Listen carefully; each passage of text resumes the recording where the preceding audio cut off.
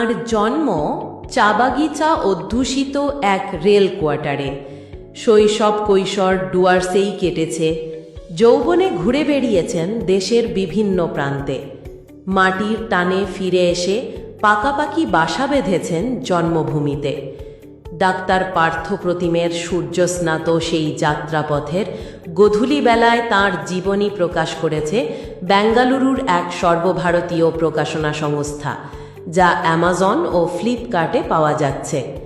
একলা পথিক অনেক আকাশ নিছক কোনো জীবনী গ্রন্থ নয়, বাংলা তথা ভারতীয় প্রকাশনা জগতে এক নতুন স্বাদের সংযোজন।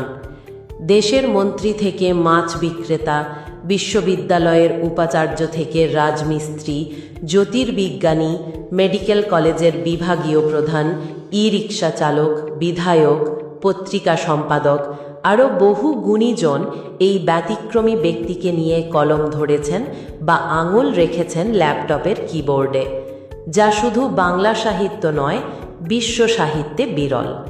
বইটি সম্পাদনা করেছেন কলকাতা হাইকোর্ট এবং সুপ্রিম কোর্টের আইনজীবী অনুপম আচার্য।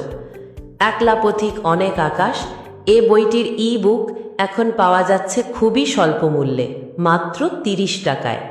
বইটি পেতে আপনারা যোগাযোগ করুন এই নম্বরে 9609333609।